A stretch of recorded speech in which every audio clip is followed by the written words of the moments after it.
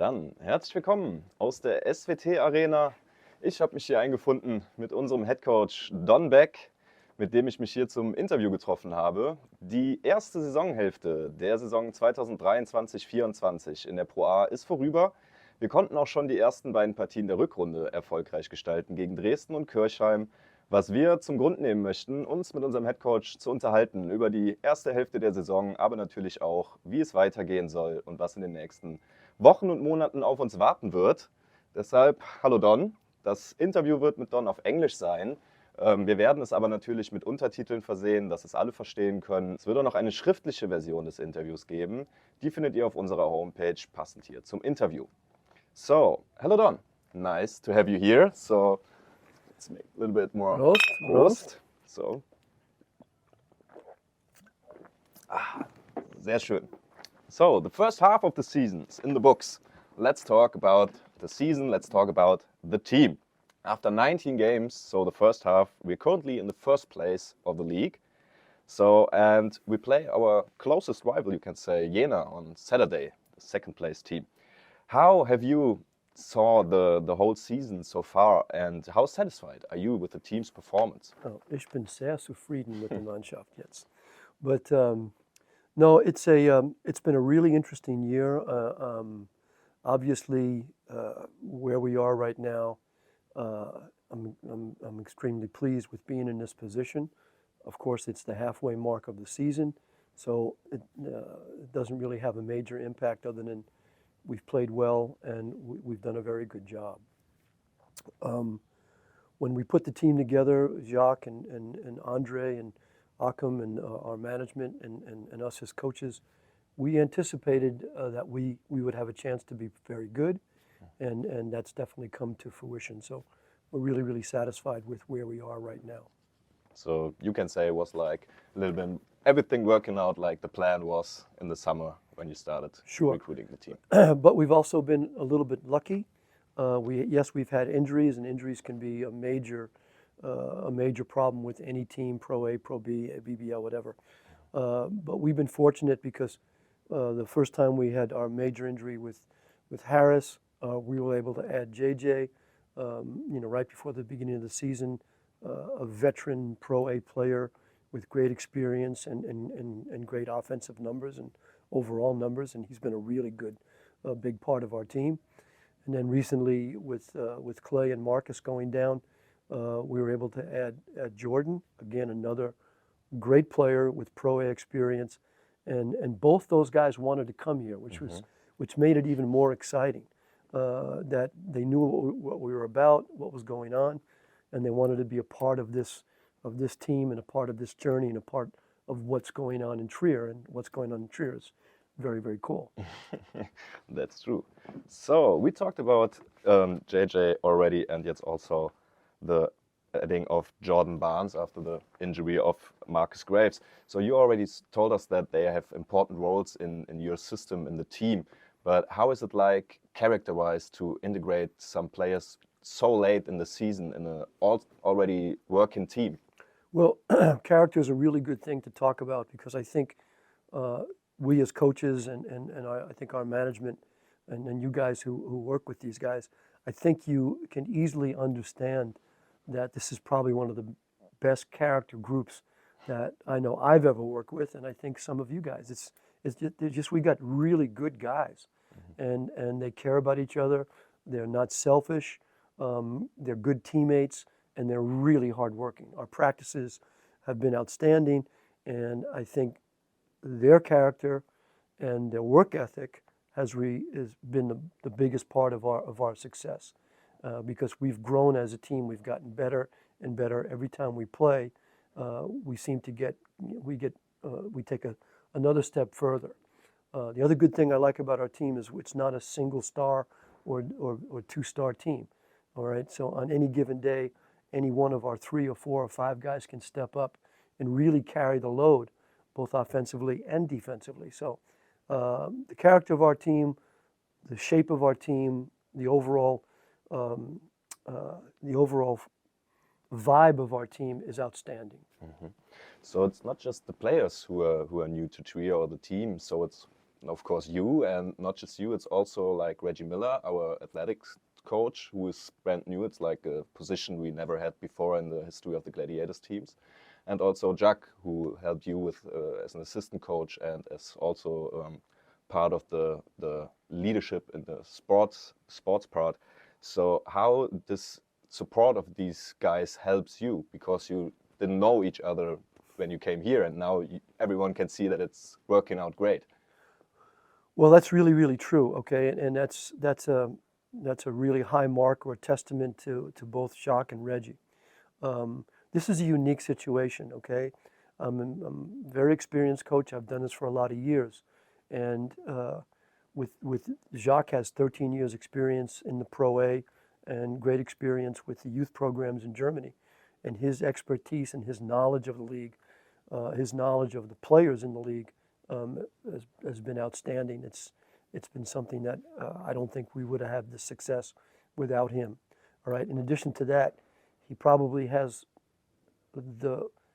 a tremendous role, a more role as an assistant coach or associate coach than anybody else in basketball in Germany. Okay, he really handles all of our offense.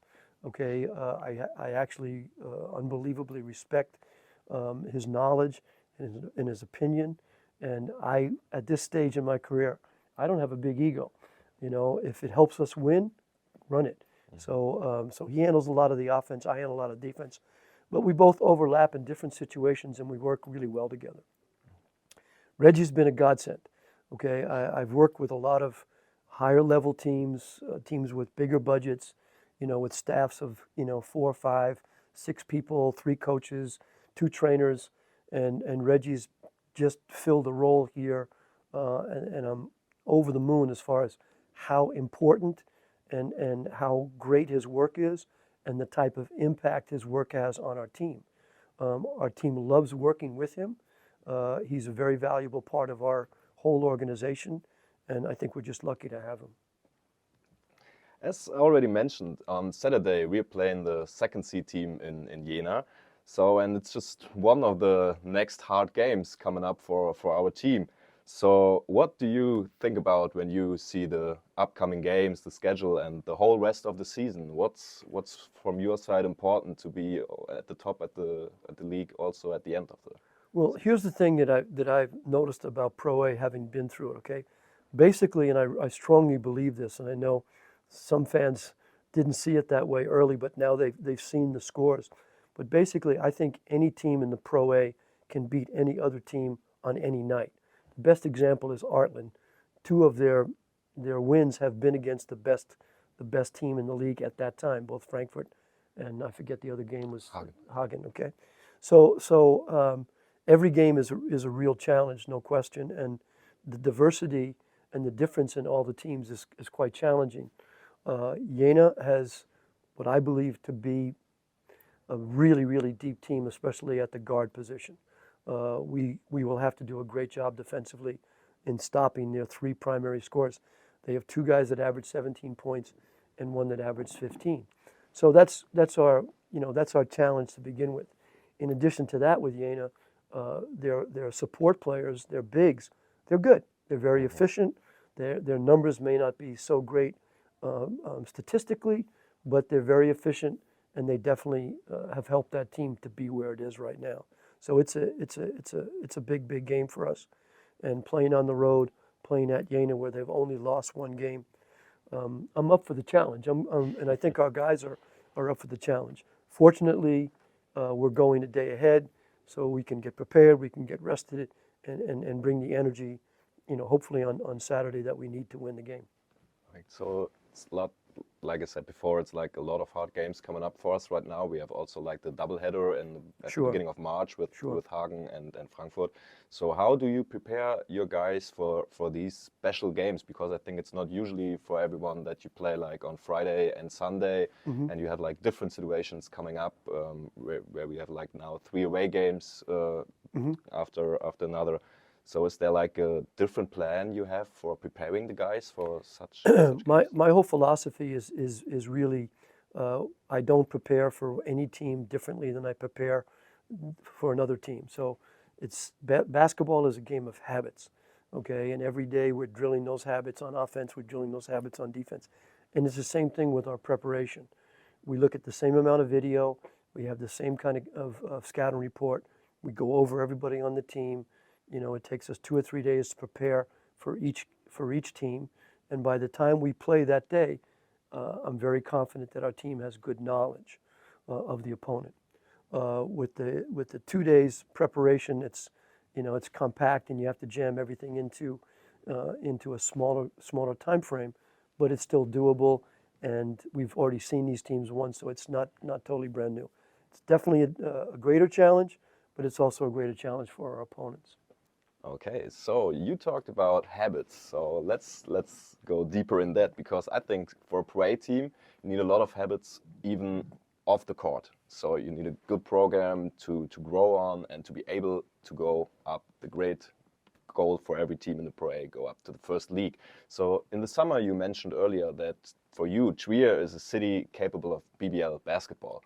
Why is that? What are those habits Trier brings offside the court? Well, it basically comes from my experience and my knowledge, not only in Germany, okay, but obviously in Japan, where I spent the last 13 years. So Trier has a wonderful basketball history. It has supported a BBL team in the past. I mean, I was fortunate to have some of the best coaching years of my life when I was here in Trier, some years ago. The fan support definitely is extremely important, but I think for the region, okay, with our history and what's going on in Trier right now, we're building something and we're doing something that's really, really cool.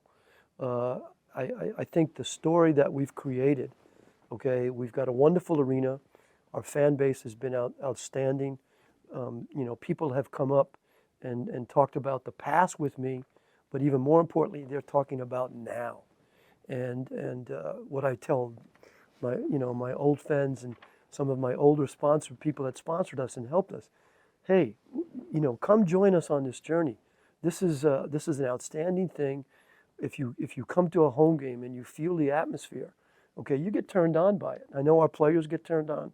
My kids get turned on by it. I get turned on by it, and it's just something that's very, very special that's happening right now. And when I meet these people, like I say, some old people that sponsored me or sponsored us, I say, hey, come on back. This is some really good stuff going on. Be a part of it. Help us grow this. So I know there's a vibe, and I know there's a wave that is taking place that I've experienced in other places. Example, I went to Oldenburg, back in 2002 from Trier. They had finished 12th place in a 14th place team. And in our first year, we were in 5th place, okay? And while I was there for 5 years, we built an arena and we built a training facility, which was outstanding. When I went to when I went to Japan, yes, I was with Toyota for 8 years, but then I went to small community teams like Trier. So my first stop at a smaller community team was a team called Toyama, and we went from last place to 8th place.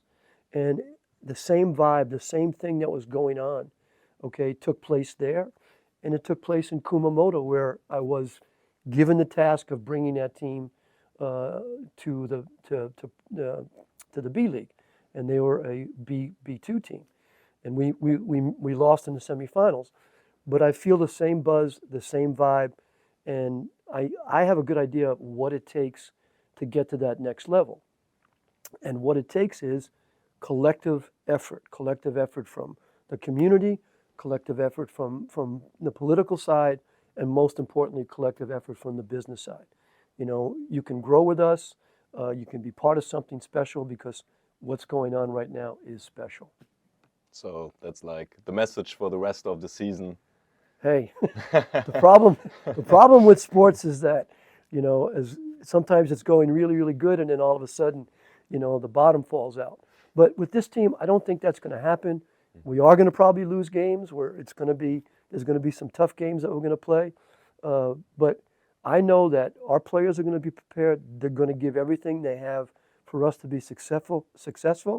I know the coaches are going to do a great job, and the management has done a wonderful job in giving us the opportunity to put this thing together and to watch this thing grow. So it's a collective effort, and Trier is my home. It's where I live. It's where my kids live.